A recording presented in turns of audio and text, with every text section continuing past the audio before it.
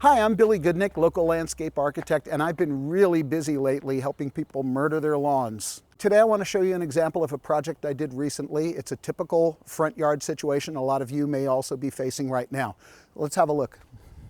When Bonnie and John contacted me about helping them with their landscape, what I saw was a mostly dead lawn with a little sort of male pattern baldness of Bermuda grass here and there. Like a lot of people, the owners knew that they needed to do something different here, but the first question a lot of people face is, what else can we do? We're all used to having front lawns and just having them present to the street. So a few things to consider are, can I use this space for something useful? Growing food, sitting outside, gathering, or is it just going to be something decorative, something that looks nice from the street? So let's say you're on board with the idea of getting rid of your lawn once and for all and replacing it with something more attractive, a planting-only type solution. One of the things that hangs people up the most is getting down to the details of how many of which plant and how to organize them. My philosophy is you're always better off using fewer varieties of plants and using larger massings of them. As you can see here, the ground covers sweep through the entire garden. The flax against the front of the house, there's multiple of the same type of plant. Other plants are repeated in a few different areas of the garden. There's a few kangaroo paws here, they're repeated in the back. What that does is create what I like to call the I meant to do this situation. The opposite of that is going to the nursery, picking out all the plants that you love, bringing them back, and then trying to figure out how to create an attractive garden using too many ingredients. It's sort of like cooking. There's a point at which you stop throwing spices into the stew. In terms of planting strategy, this is pretty much a forward-facing garden. Taller plants toward the back, coming down to medium size, and ground covers toward the front. Somebody driving by or walking down the sidewalk is going to see a garden that's looking out at them. But we also have a situation in the backyard where when they look out toward the street, they see that. So there was some strategic placement of some taller screening plantings, but also plants worked around them that look nice when you look out from the backyard. When I start my plant selection process, I always start with the functional side. What can the plants do? Trees will provide shade, tall plants will provide screening, low ground covers might be used to hold a slope or prevent erosion.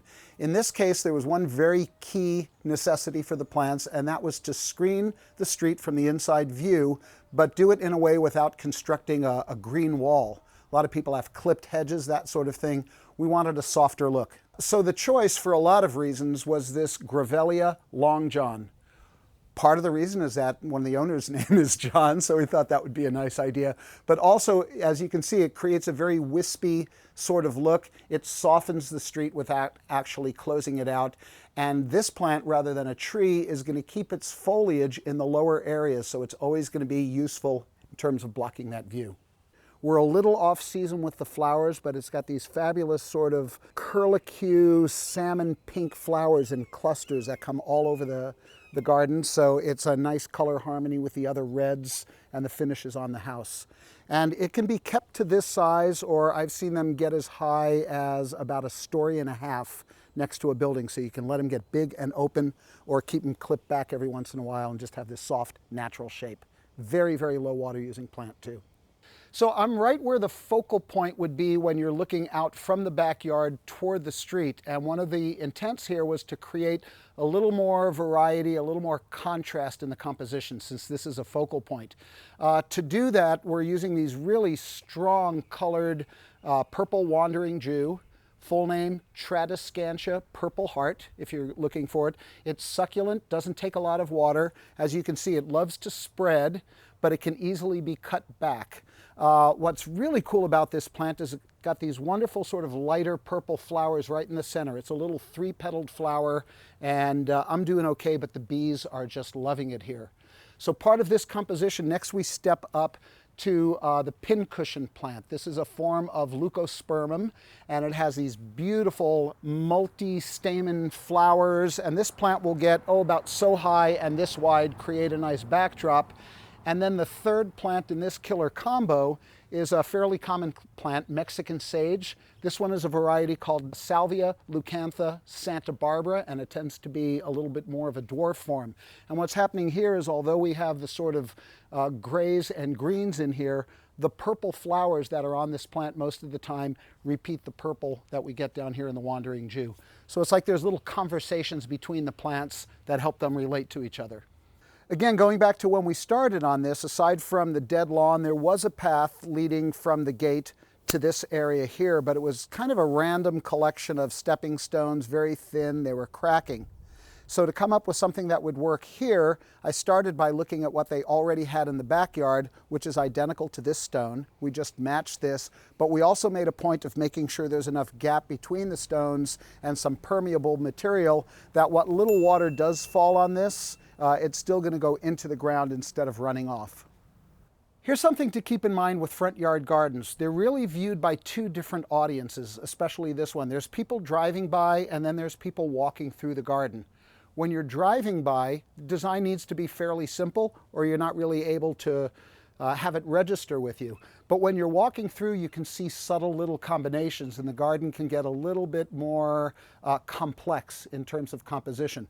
So what's going on here is an example of that, call it a 2-mile-an-hour garden. You're walking through it.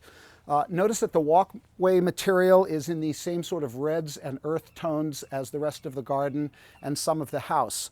This stone led me to selecting this ground cover. This is called pork and beans sedum. And you'll notice that when it's in the sun, it gets this nice sort of coppery color, which also marries beautifully to the dark bronzy colors, the browns that are in this flax. So we have really, again, a conversation between different elements of the garden all working together. What that does is create a sense of coherence, that everything is working together and you get to say, I meant to do this. So the last thing to think about is the longevity of the garden. We're trying to create gardens that are useful, that are beautiful, and are sustainable. Easy on the earth, not using a lot of resources. To that end, we chose plants that are low water using to begin with, and they're all adapted to using drip irrigation. Another key thing is to really understand what a plant wants to be when it grows up. They're all nice and cute when they're in 1-gallon and 5-gallon containers, but you want to do your research, understand how big a plant will get so you can space it in a way that prevents you from having clashes between plants, having to go in with your pruners and do battle. It's not fair to the plants, they lose some of their basic beauty, and it's also a lot of work that doesn't have to happen. So I hope you've enjoyed looking at this garden. Just know that there's something beyond gravel, mulch, or artificial turf. This is something most people can do. And if you get stuck, you need some help, be sure to give me a call.